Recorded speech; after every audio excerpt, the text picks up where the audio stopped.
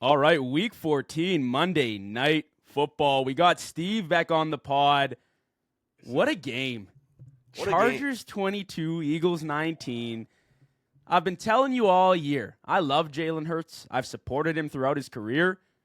Just doesn't have an elite arm. That's cool. It's fine, but Philly fans, they want him to have an elite arm. They want him to be this stellar pocket passer.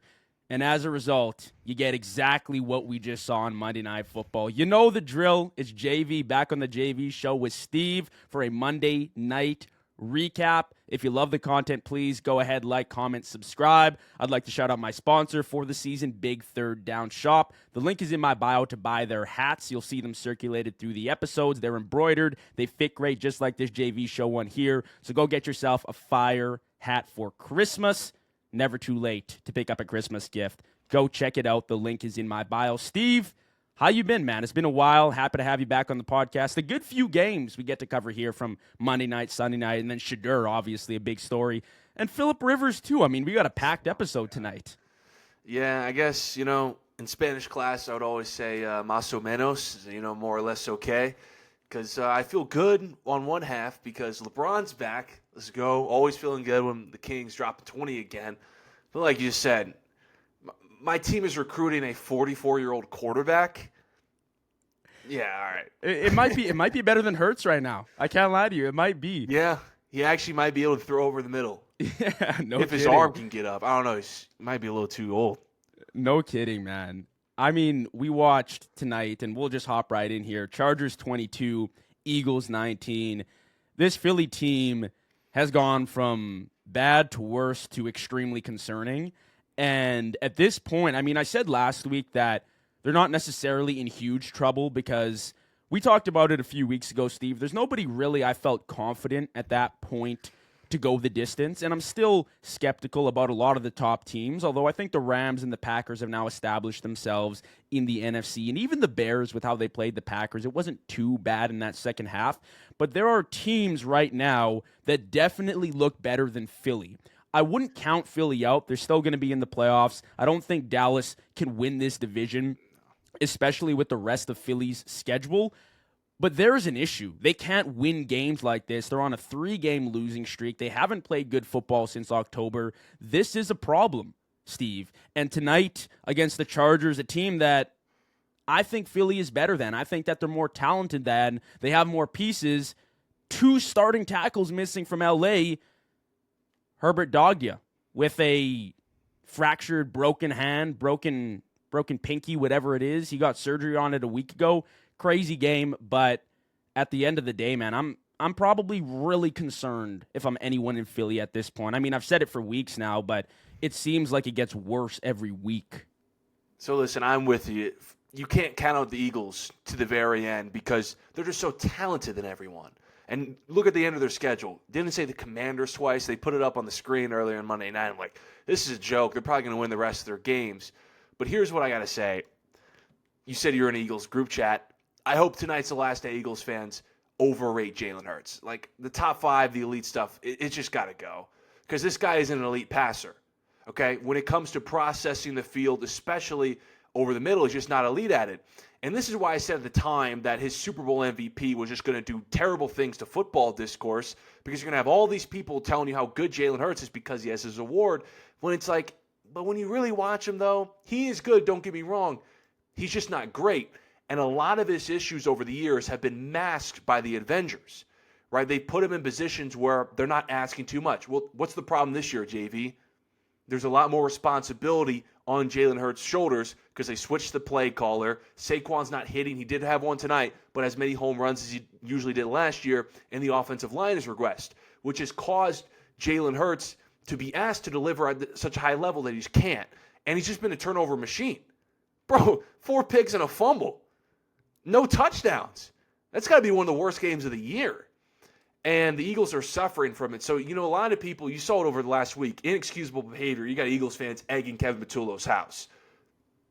Jalen Hurts, because Eagles fans love him, because the thing about the Jalen Hurts thing, his 2 best games of his career have been the Super Bowl. So it makes him look like, oh my God, he's just this big-time thrower of the football. His 2 best throwing games are in the Super Bowl. Big reason why the offense has been clunky is because their quarterback has been real shaky. It was on full display tonight. No, those are good points, Steve. Last year I looked at Hurts, and listen, I had him up there in my top 8. I had him at 5, but I knew for a fact that there was something holding Hurts back from breaking into the purely dominant Josh Allen Lamar category. Now, right now it doesn't look so promising with Lamar, but when you look at it as a career span, it's clear that Jalen Hurts just doesn't have something that the top guys do. And the one thing I've asked all year from Philly, and they keep doing it, stop forcing Jalen Hurts to throw the ball. This team won't win anything if he throws the rock. Hurts looks like he needs to prove something every single week. Tonight it felt forced, like there was agenda. There was an agenda put on the field of like, hey, Jalen Hurts, go do this for us. The media's on his ass. Teammates are on his ass. And that's when you get these forced passes downfield, and then comes the pass-heavy agenda from Patullo, and another game he throws 30-plus attempts, and another loss for the Eagles. This is 3 straight now. 4 interceptions, 30 passer rating. Why? Why, Steve? I don't know why Philly fans feel the need to defend Jalen Hurts to the death when they can't even accept that maybe he has a weakness. Like, for me, I'm willing to admit that Josh Allen can be an absolutely horrific decision maker. Horrific. And he makes some terrible decisions and will turn over the ball. Last year, not so much, but at points this year, it's looked like that. I'm willing to accept that. But the reality is he takes over games. He leads our team. You know, sometimes you got to bring some of the consequences with you when you got a player like that. Jalen Hurts has played phenomenal football when he's had a really good team. And he's a moments guy.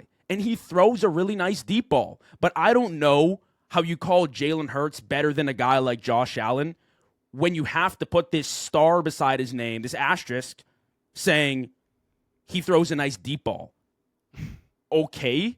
Like, all right. Anthony Richardson has a cannon of an arm. He throws a nice deep ball too. Like, I just don't understand this agenda that they pick. He throws the game-losing pick tonight, and people want him to have the elite arm, but he just doesn't. And that's the end of story. And when the offense can't produce anything on the run game, with the run game, and we'll talk about that right away, there's this responsibility, like you said, on Hurts, and he can do it on an off night, because I've seen it. But it's not consistent enough to be like, all right, you're in that category with the Staffords and the Burrows and the Allens. I don't even know. You talk about Josh Allen, it's not even close. I don't even know how you can say he's in the same stratosphere as Matt Stafford or even Dak Prescott. I mean, I think if those guys, those pocket quarterbacks who got a good arm are in this offense, they're rattling off 5 points a night with just the God squad they got on the outside. The thing with Hurts is when this offense is in, you talked about it, first of all, unacceptable. They almost had double the pass attempts as rushing attempts.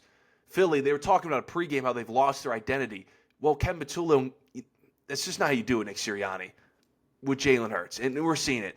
The thing is, it's been his biggest issues in college is that, yeah, he's a great deep ball. He's an exceptional leader and a heck of an athlete. But the problem is when it comes to throwing over the middle and just really carving you up and down the field, if the offense isn't flowing, Jalen Hurts isn't just going to pull you out the game consistently with his arm. He's just not going to do that. And dude, he had 2 turnovers in the same play. First time in NFL history. I mean, even the Monsters Inc. cast couldn't get a graphic rendered for that because they just didn't think it was even possible.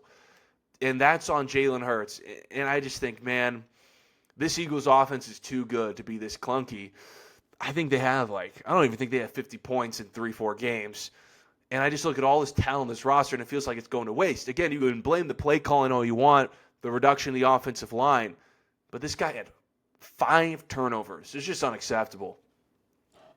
Well, in the early picks, I mean, I get one went off A.J. Brown's hands, a little bit high, but you expect him to catch that. And look, I'll give credit to Hurts. He made some really nice deep ball passes tonight. As per usual, he dropped it in the bucket for A.J. Brown. A.J. Brown, for yapping his ass off, did not make the plays when needed tonight. I know he had 100 yards, and I'm going to touch on that right away, but he wasn't there when you needed a game-sealing touchdown in the red zone. Hurts put it there. So at the end of the day, he gave him an opportunity to win, but the reason you are climbing back from this deficit is because you put him there. And that's what happens when you rely on the arm of Jalen Hurts. And watching tonight, like I kicked off the episode saying, Steve, Philly's a lot worse than I thought. They don't even look like they belong in the playoffs right now. And that's not an over-exaggeration. They haven't played good football since October 26th. They're on a 3-game losing streak. And here are the issues. The play calling all year long has been brutal. Jalen Hurts has been terrible the back half of the season. The offensive line has seen significant regression.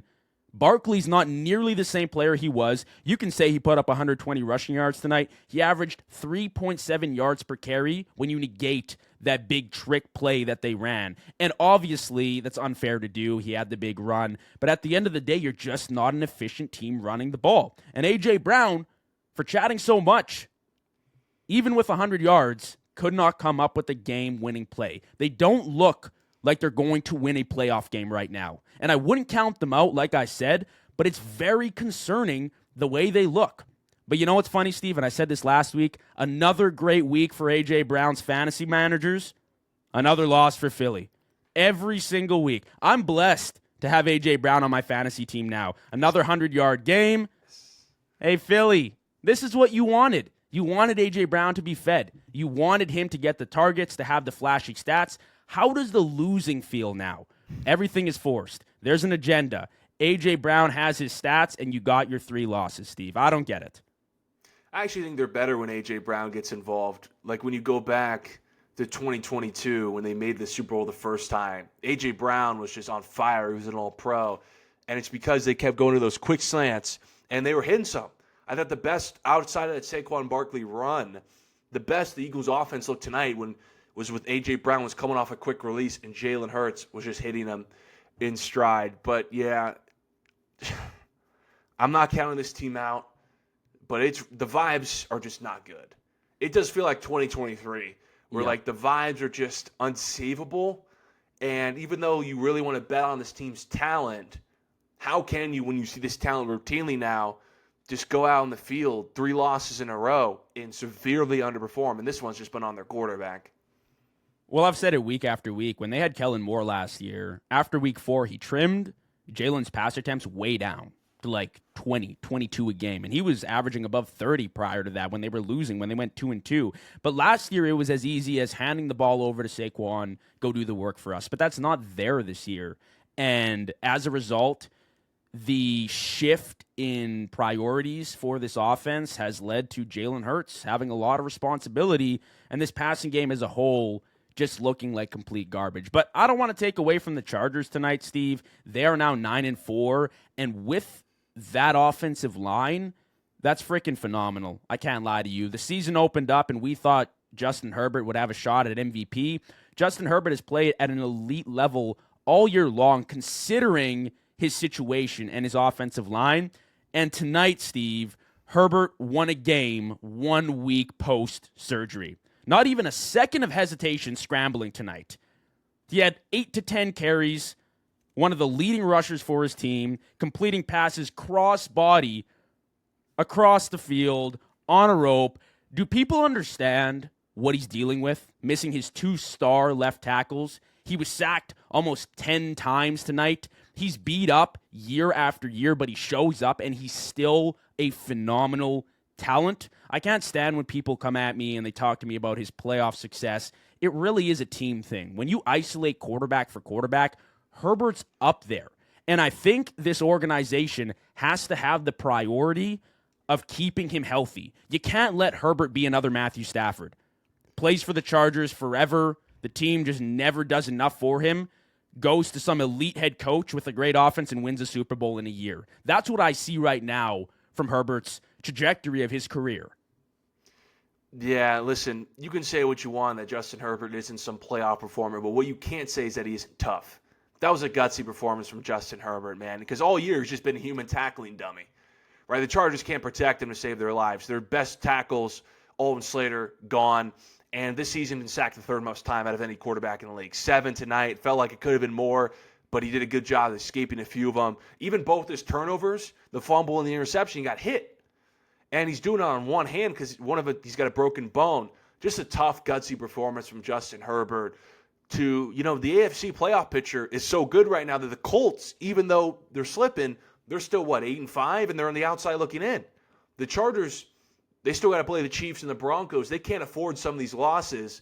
And to win against Philly, although Philly's kind of spiraling, to still win against Philly with one hand, without your tackles, it's a heck of a job for Justin Herbert. And I think if the Chargers make the playoffs, I don't think they're going to do much in the playoffs. You can say it's because of Justin Herbert. I think Justin Herbert's just going to have a game. If he gets like a Houston or Denver in round 1 or 2, he's done. He's going to get sacked 8 times.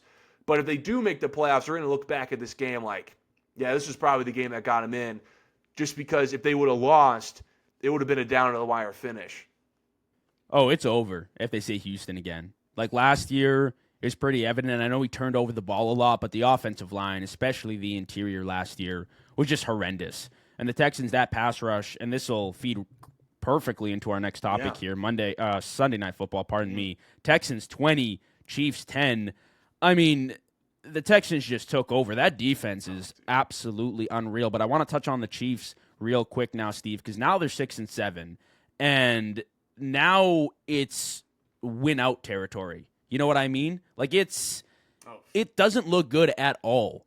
At best, you're going to win 10 games now, and the AFC, it's lighter than the NFC, but it's still a tough conference right now, and I just don't see the Chiefs with the way they've looked winning a lot of games to end the season, to be honest with you. They've had a brutal schedule. It feels like every week they're playing a team at their best, but something's clearly wrong, and it looks like everything's over for the Chiefs. Even Mahomes can't save the Chiefs. 160 yards, 3 interceptions, a 19.8 passer rating against the Texans. Worst game of his career. For sure.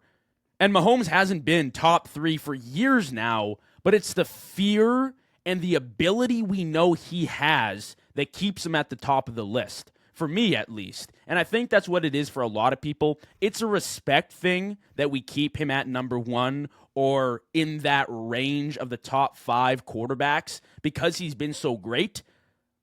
But right now, he doesn't look good.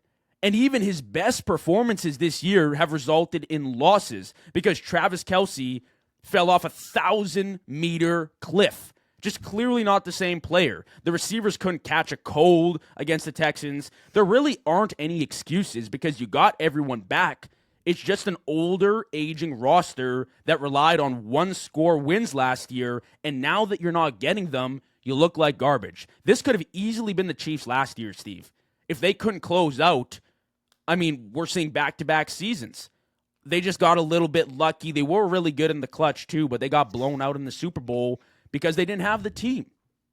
Yeah, first of all, this has got to be the most surprising thing of the entire NFL season that the Chiefs had this record, especially after that Raiders game when I thought the Chiefs finally got the receivers back. They're putting up 30 points a game. I thought they were going to run the table and go back and win the AFC again.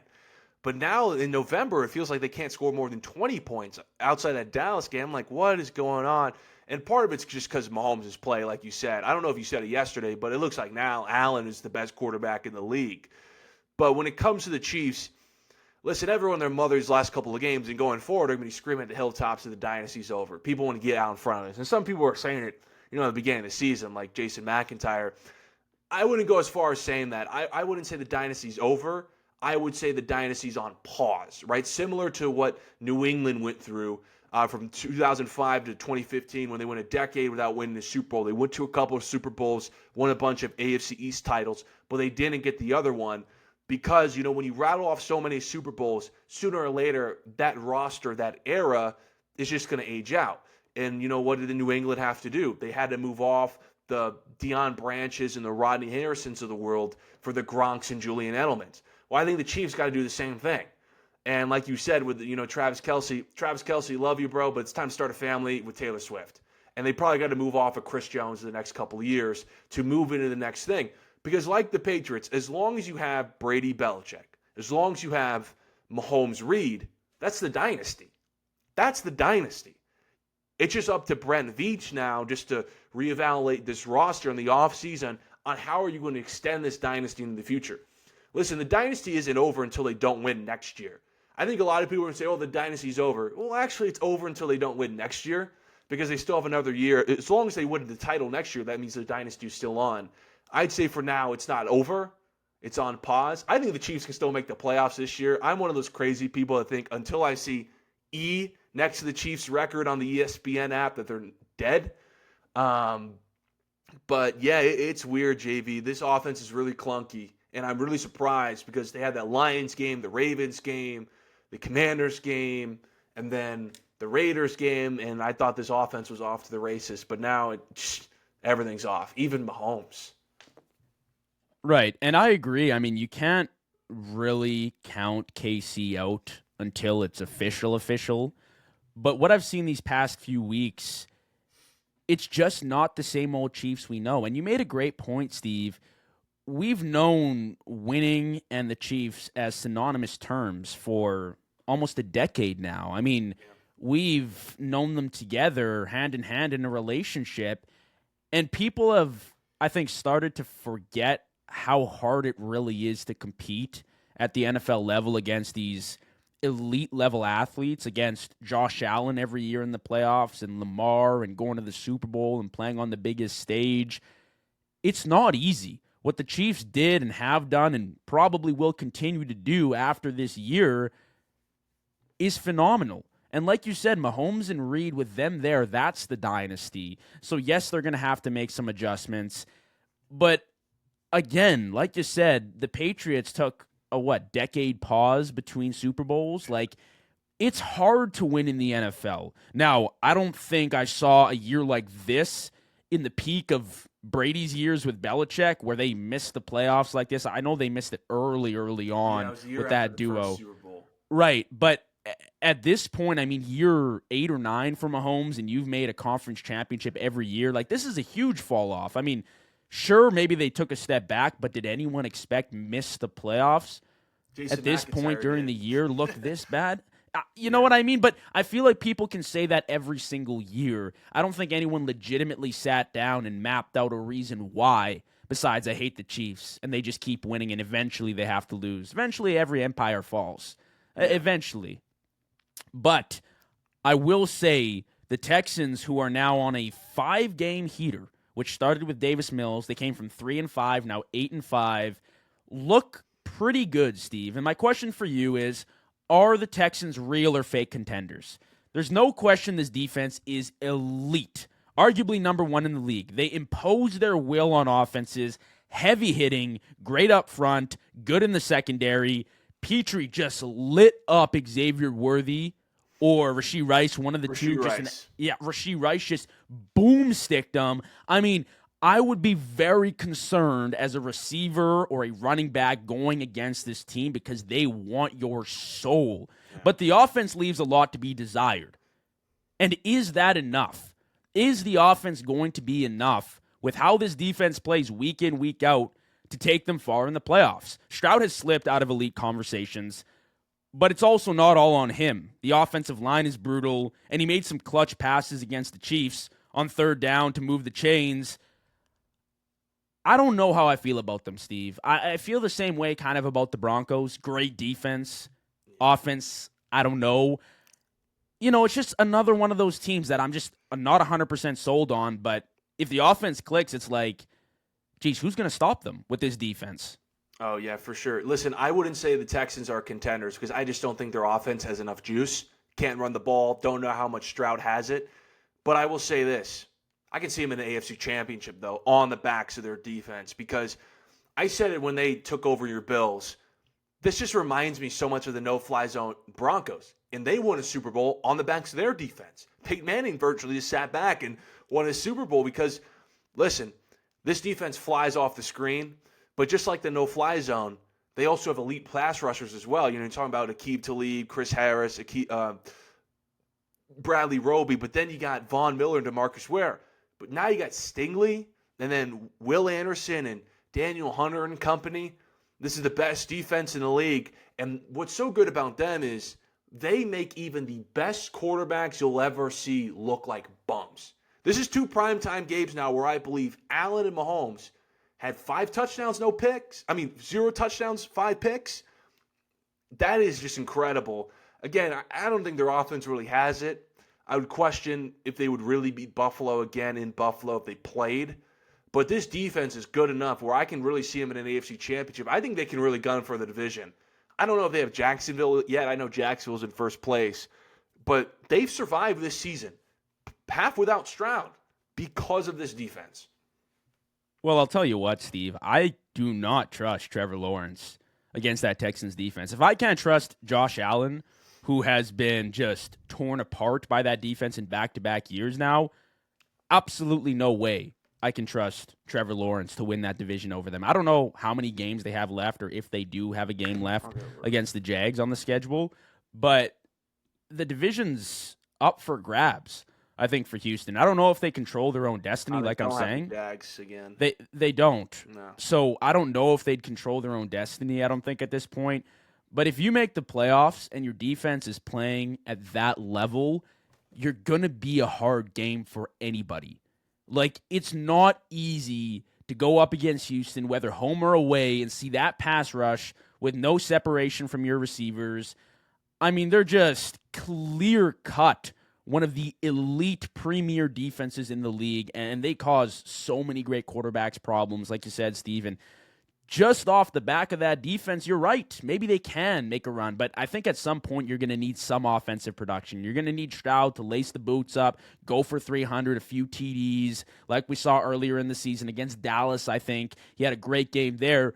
That's the kind of production we need to see in a big playoff game, where the defense is good, but you got to put up points to win a football game. Like, that's just how it is.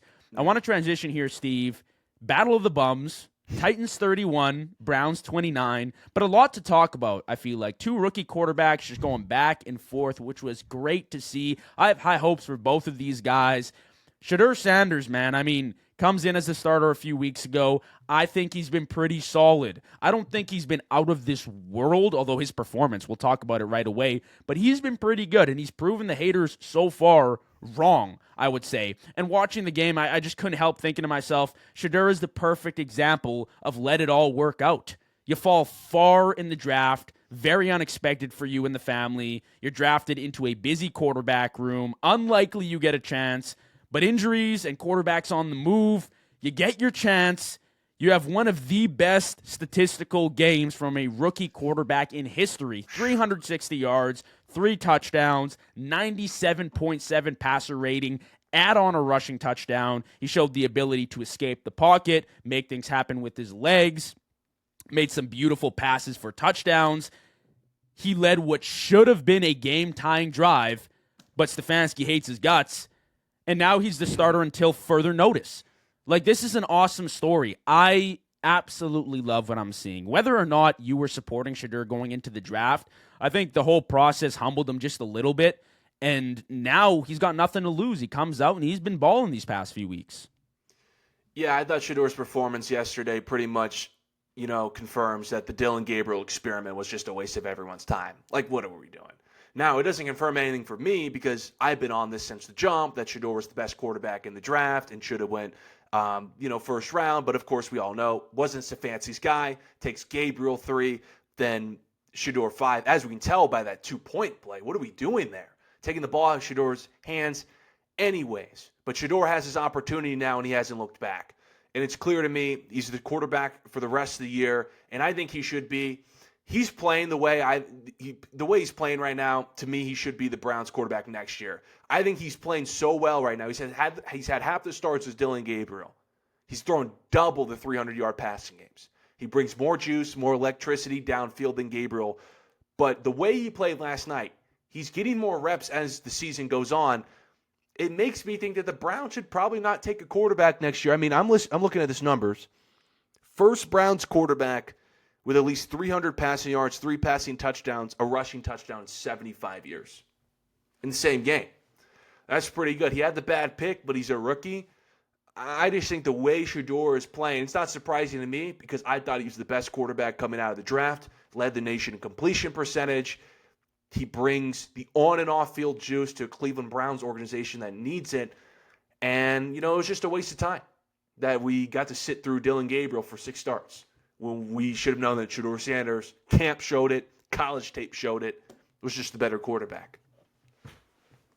Nope, you hit the nail on the head, Steve. I mean, look, Shedeur hasn't given me a reason to move off him if I'm Cleveland. Stefanski hates his guts. Listen, Stefanski's an absolute clown. He's a loser. And I don't come at guys usually on the podcast. I don't like to use those harsh terms, but he is. He doesn't do relationships well. He must have something against Shedeur, because what coach pulls out a red-hot rookie QB on a must-convert play with the game on the line and then has no response for it in his post-game presser? It's shocking to me that he hasn't been fired yet. I don't care what awards he's won. I don't care that he had a great record with the Browns a few years ago.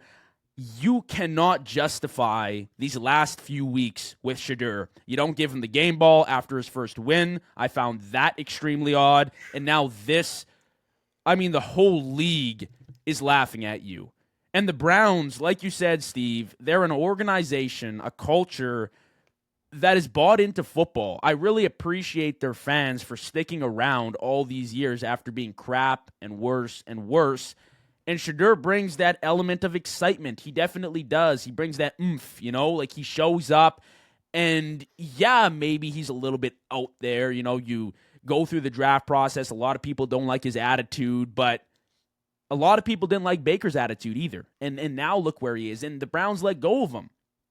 And now he's succeeding with the Bucs, and he's had a pretty successful resurrection of his career. Shedeur is a personality that you need in Cleveland. You need something that the franchise can latch onto and believe in, but Stefanski hates him for some reason. And it doesn't make any sense to me, Steve. The only conclusion I can draw is that he doesn't like him. He clearly wasn't his guy. I don't know. Is there anything else I'm missing here? No, he doesn't. I've been on this since the summer. From the NFL draft videos of his reaction when they took Shedeur, from the no first-team reps to the, oh, nice job, Shedeur, when he became the first Browns quarterback to win his first start as a rookie since they came back to Cleveland. And now, he's the first Browns quarterback in 75 years to have 300 passing yards, 3 passing touchdowns, rush touchdown the same game, and the guy pulls him for a trick play. I mean, what are we doing? What are we doing here? Listen, I'm a big Shedeur guy, so I come off as crazy. I think a lot of Shedeur fans come off as crazy. But if you're Andrew Berry this offseason, unless we come to find out Shedeur was just an insanity run and he barfs on himself at the end of the season, if Shedeur continues his hot streak and you go into the offseason and you're Andrew Berry and the fans aren't happy, you just got to pick Kevin Stefanski, Shedeur Sanders. The way it's looking, I'm picking Shedeur Sanders. Like, if it's keeping Shedeur and bringing, not trying to be corny, but the aura off the field, the juice on the field, but then it's also your head coach doesn't really like him. He's not cheering for him. I'm picking the quarterback, especially when you're Cleveland. You've had over 40 quarterbacks since 99. I'm going to take the quarterback. Well, this is the most promise I've seen since Baker, really. And I don't really care who it's been against. Look, I've watched J.J. McCarthy shit his pants all year long. He'd pray to have a game like this, and I thought he played well this week, but we're looking at a guy that was drafted first round, and he's still getting chances. So there's no reason Shedeur shouldn't be the future option. Now, I wouldn't necessarily fault them if they were looking at quarterback in the draft, because it still is uncertain. Like, it's definitely an option for you to go out there, draft the QB. You're going to have a high draft pick, whoever it is. You choose your guy. But if you don't, I don't think it's the end of the world. I think Cleveland, like I said last week, has a lot to look forward to. I think this draft class people overlook as being phenomenal. It's crazy to say, but they have 4 or 5 all-star guys. The tight end, Fannin, he's been great. Mason Graham. They have the leader defensive rookie of the year back there. I mean, they have so many pieces that they can build off now. And if Shadeur's the guy, I mean, hell, he's the guy. Myles Garrett looks great. I think you can make an argument Myles Garrett could be the MVP because this year, I mean, look, it's a quarterback award. It's an offensive award. Drake May deserves it. Stafford deserves it. But it's not outright clear-cut like we saw Lamar a few years ago, right? Or like we've seen Mahomes in previous years. This is a season where if Myles Garrett breaks the sack record, it's like, hey, this guy is so dominant. Obviously, he won't win because the Browns' record, they just don't have the fan base behind them, but he's just a game wrecker, man. I don't think people understand and give credit to these defensive ends that can just blow up a game. I've seen Parsons do it a few times this year, and Garrett have, how many, 4 or 5 sacks in a game? Yeah. Well, that's why I've always been pro. Let's just make the MVP the Heisman. Let's just make it most outstanding player instead of most valuable. Because then when you start getting into most valuable, people start dissecting what value means, and it gets to wins and losses, and then it just goes to the quarterback because quarterback's just naturally the most valuable player on the team. But if we're talking about like the most outstanding player this season, yeah, I think it might be Myles Garrett. And I think this is a transition to who a quarterback on the Titans had to face Myles Garrett and Cam Ward. I don't know what you have to say about Cam Ward, but, to me, I've never been that high on Cam Ward, but I've always defended him because I said, look, I didn't think he was, going to be this generational quarterback at pick 1. But I always thought he had talent coming out of Miami. You see it in his size and his little Mahomes playmaking ability. And I thought yesterday was maybe the best game of his career. Looked really solid. He had the awful pick, but a few touchdowns. Don't look at Cleveland's record. They might have one of the better defenses in the league, especially the guy we were just talking about, Myles Garrett's about to shatter the sack record. And it's freezing cold if you've ever been to Cleveland. It's the type of cold where you stub a toe, you're in pain for the whole game. And he looked pretty good. Also had his run game. But, people giving up on Cam Ward early because he plays for the Titans. His wide receiver's out, his teammates aren't good, and his coach is canned. But that was probably the best Cam Ward game of the season, and it's pretty promising, going into the next year. You took the words right out of my mouth, man. I mean, I was going to go right to Cam Ward after we were done with the Browns here. Cam Ward gets no coverage, but he's been really impressive all year, all things considered. No quarterback is walking into Tennessee right now and doing anything with the roster. I don't care who it is. Even Lamar, even Josh Allen. I find it hard to believe that these quarterbacks would do much with the roster. Cam Ward, as a rookie, has a pretty elite highlight tape. There have been some lows this season for sure, but that's expected as a young QB. But if you compiled all his best passes of the year, it would be hard to differentiate them from some of the best that do it. He has an elite talent of an NFL arm. It's just a consistency thing and getting him the pieces around him to actually make a formidable playoff team. That's what it's going to be. Nobody should have expected Cam Ward to change this franchise if nothing else was done. You need so many pieces around him, but I think he's the franchise guy until proven otherwise. Same thing as Shedeur. I don't think there's a point in writing him off. I don't think there's a point in slandering him with where he's at. That was an impressive game to me. I see him make some passes, Steve. I've seen it all year long, and they'll kind of pop up game after game where you're just like, wow, he can do that. He's got the ability to do that. He's got the ability to make some pretty elite passes over the middle that a guy like Jalen Hurts hasn't made in a pretty long time. And obviously, I don't want to go back to slandering Hurts here, but I just want to reemphasize the fact that Cam Ward was the number 1 overall draft pick, and he gets no coverage because he's a quiet guy, keeps to himself. He's very much the opposite of Shedeur, which is fine. But, I think he deserves a little bit more credit, wouldn't you say? Yeah, I would say he deserves a lot more grace on this season. Calvin Ridley out for the year. I can't even pronounce half the receivers. I'm looking at this, these stats on ESPN.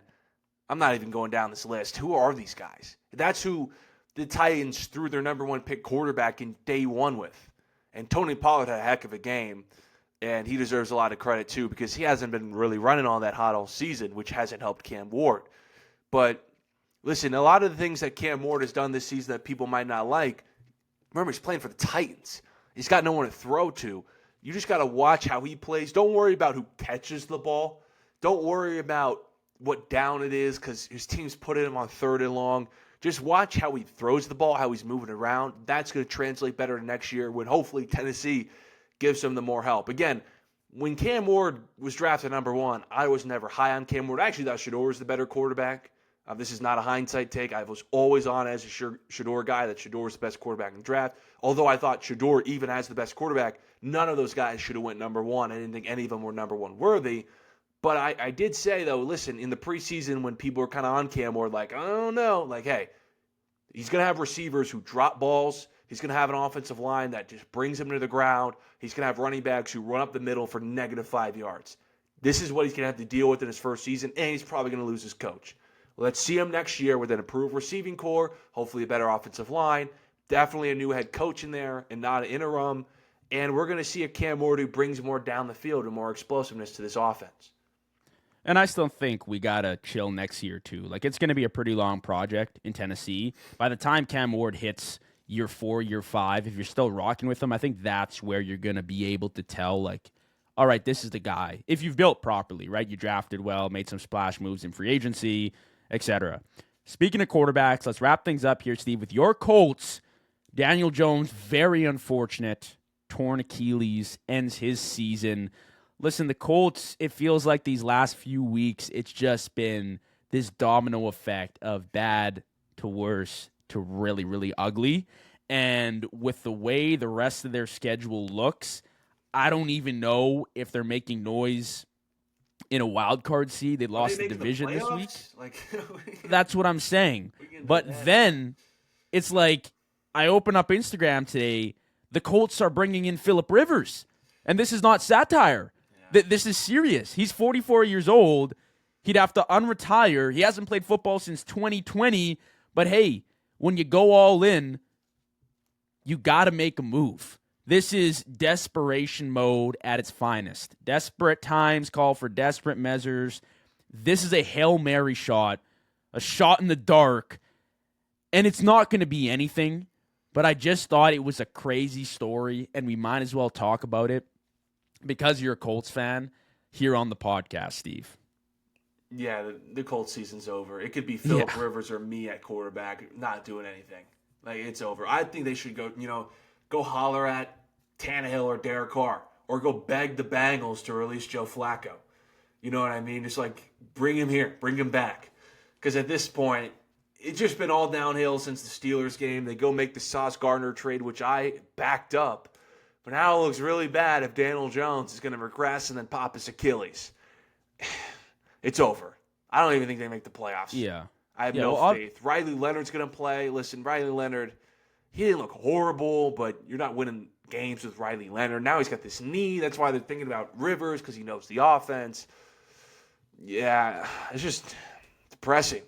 I don't even want to talk about it. It's just depressing. Yeah.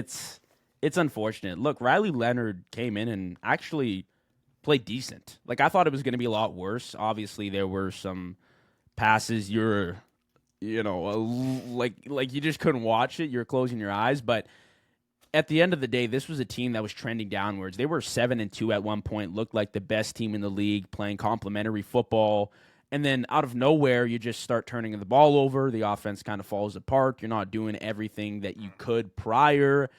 And, we saw some flashes of the old Daniel Jones, which isn't great. And he resurrected his career this year. And whether he's in Indianapolis next year or not, I think this was an awesome season from him. And I agree with you, Steve. I backed the Sauce trade, and I still do, because hindsight's 2020, and you don't know what happens for the rest of the year. Look, you went all out, and that's what I appreciate about Indianapolis. You thought you had an opportunity. You did have an opportunity. You went all out to go get the Super Bowl. Didn't work out. At least you're not some fraudulent team that just sits back and doesn't make any moves and hopes that what you got works. And that's what I liked about the Colts. Like, this move is going to be irrelevant. I don't know what kind of shape Rivers is in. I'm assuming he still works out. But it takes my dad, who's almost 50 years old, 20 minutes to get off the couch. It's not going to be good. I don't know. If I'm Rivers, you're obviously coming back for the passion of the game, but you're seriously putting your body at risk. You get hit once. He's not passing the physical. I doubt it. Yeah, I'm saying, right? It's an interesting move. I'll say that. But I think the Colts, it's not looking good from here on out, Steve. And I apologize we have to put you through this segment here, but, this is what happens when you go all out. You make these decisions. It doesn't work out. You think they keep Daniel Jones? 7-1. It was. It was a fun 7-1. You think they keep Daniel Jones next year? Dude, I'm not gonna lie, probably not. I don't even know if he get this. I don't know if this is a hot take. I don't even know if he gets signed. Dude, Achilles is bad. Yeah, it's like an injury where you're just not even the same player. Mm-hmm. And at least I don't know what Daniel Jones maybe just sits out next year. I don't know what's gonna happen. If he's going to be there to start the year. Usually Achilles is a year thing, but I know some people come back within 9 months. It'll be interesting because he's definitely not getting this big payday now with the Achilles. And also before the Achilles, he started looking more like Daniel Jones with the turnovers. But I don't know what the Colts do. Seriously, they're stuck. And yeah, they don't have their first round pick because they traded for Sauce. Again, it's not like they traded for a 30-year-old. They traded for a guy who's like 25. He's going to be there next year. I'm going to have to go get a quarterback in the second round or, go back to Anthony Richardson. Let's redo that in 2026, I guess. Yeah, well, I mean, I think he has some issue right now from a locker room thing. I mean, it's going to be interesting what they do with the quarterback position next year for sure. But that's a wrap, Steve. I appreciate you rocking with me here on Monday night. Let the people know where they can find you because you've been on the show all year long, and I appreciate your time, brother. Some casual takes at some casual takes on Twitter, TikTok, Instagram, those Every platforms, platform. YouTube. Yes, sir. Keep killing it, bro. I appreciate it. Thank you, sir. Thank you, sir.